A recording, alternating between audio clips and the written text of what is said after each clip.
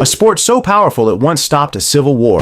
Not a peace treaty, not a political summit, a single football match. That's where we're starting. And by the end of this video, you're going to understand why that story isn't even the most insane thing about the world's most watched sport. Here's what this video is actually about. Football, what most of the world calls football and what Americans call soccer, has quietly conquered every corner of the planet. We're talking 5 billion people engaged in a single tournament.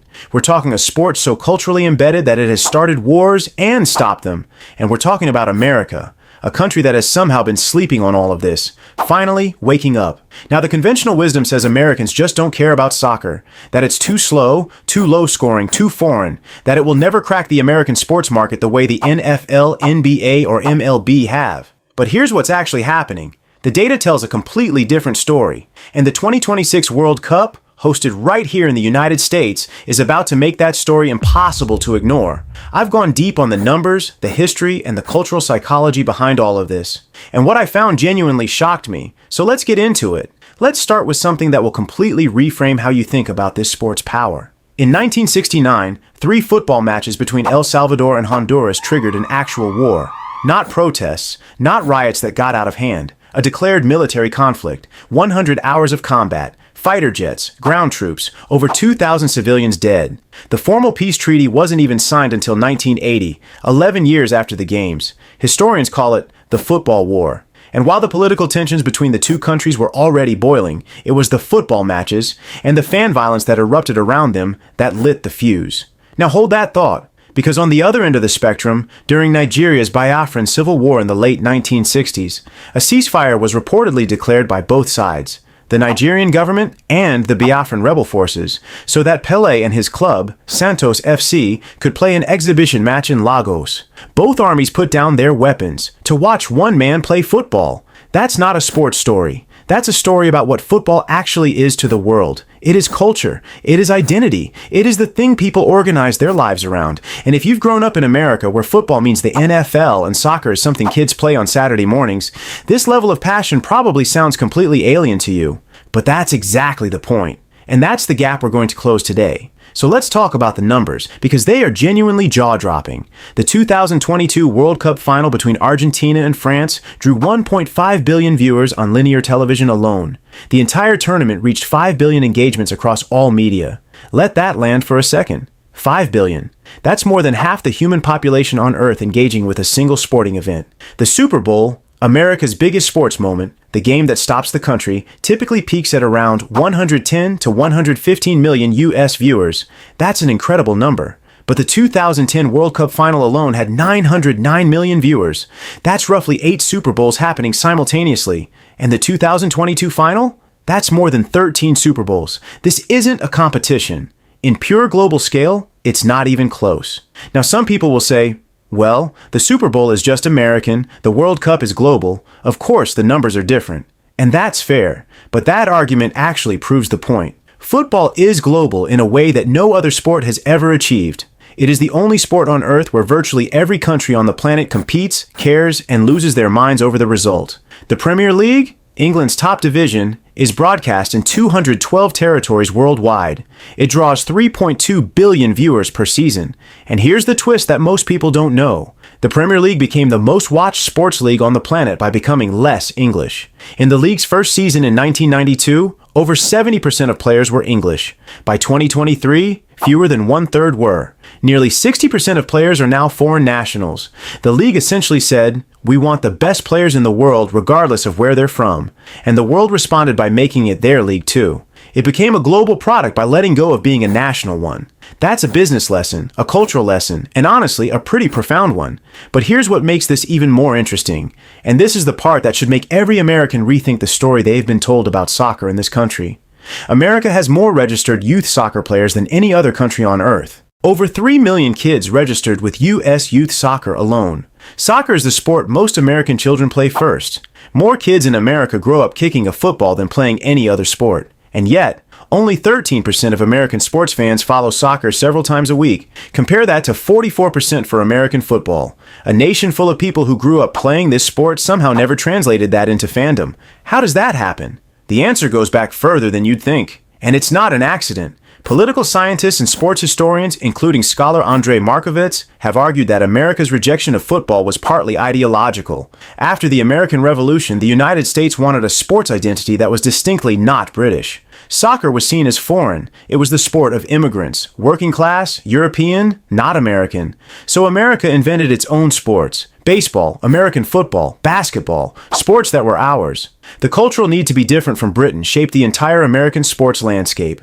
And here's the kicker, and this one genuinely made me laugh when I found it. The word soccer wasn't invented by Americans. It was coined at Oxford University in the 1860s. It's a slang shortening of association football, the same way rugby became rugger. The British used the word soccer routinely until the 1980s. Then, as soccer started growing in America, British publications quietly dropped the word. A University of Michigan study found that the British essentially abandoned soccer to distance themselves from American culture, and then turned around and mocked Americans for using it. America didn't make up a weird name for the sport. Britain invented the word, used it for over a century, then pretended they never had. That's the kind of detail that makes you realize the story of football in America is way more complicated and way more interesting than Americans just don't get it. Now let's talk about something that should genuinely excite you if you're watching this in the United States right now, because the 2026 World Cup is coming to America. And the people who think this is just another sporting event haven't looked at the data. Here's the comparison that puts it in perspective. In 1994, the United States hosted the World Cup for the first time. There was no domestic professional soccer league. There was barely any television coverage. Most Americans had no idea what they were watching. And yet, the 1994 World Cup set attendance records that still stand today. 3.6 million fans across 52 games. 2 years later, Major League Soccer launched. The sport had planted a seed. Now fast forward to today.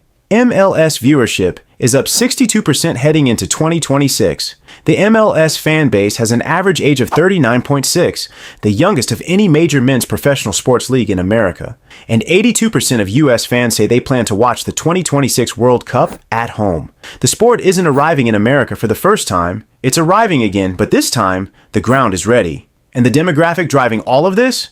Gen Z. Soccer now has a higher concentration of millennial and Gen Z fans, 55%, than the NFL or the MLB. It rivals the NBA, which has long been considered the young American sport. Gen Z adults between 18 and 29 lead 2026 World Cup interest at 41%. Compare that to just 13% of boomers.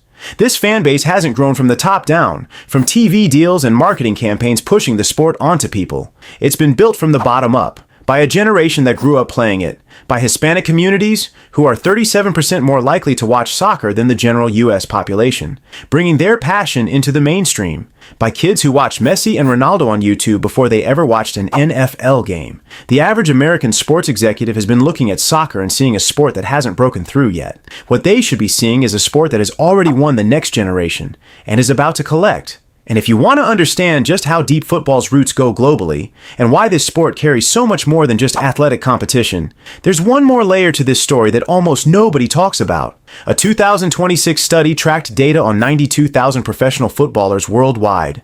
What they found was striking. Former colonial ties are among the strongest predictors of where football talent flows.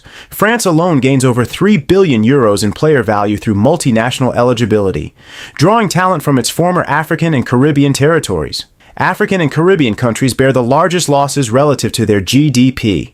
Researchers called it the leg drain, a footballing version of brain drain, shaped entirely by imperial history. So when you watch the World Cup and you see France fielding players born in Senegal, Cameroon, and Martinique, and you see those same African nations struggling to hold on to their best talent, you're watching centuries of history play out on a football pitch. The sport doesn't exist in a bubble. It reflects the world that created it. The power structures, the migration patterns, the cultural identities. All of it shows up in who plays, who wins, and who watches. That's why football means so much to so many people. It's not just a game. It's the place where the world's biggest stories get told in 90 minutes.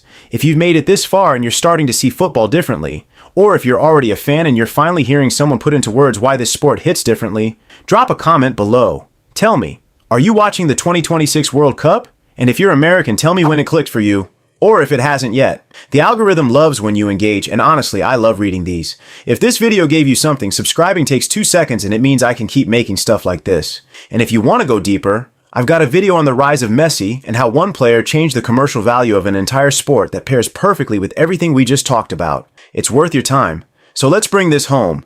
We started with a ceasefire. Two armies putting down their weapons to watch a football match, and I told you that wasn't even the most insane part. Here's what we actually found. The World Cup final draws more than 10 times the audience of the Super Bowl. The Premier League became the world's most watched league by becoming less national and more global. America has more youth soccer players than any country on earth, but built a cultural wall around the sport for over a century, partly on purpose, to separate itself from British identity. The word soccer was British the whole time, and the generation that is about to transform American sports fandom, they grew up with a ball at their feet. The 2026 World Cup isn't just a tournament. It's a tipping point. The moment a sport that has owned the entire planet for over a century finally gets to make its full case to the one country that's been holding out. And based on everything the data is showing, America is ready to listen. The world's game is coming home, and this time, America is part of the world.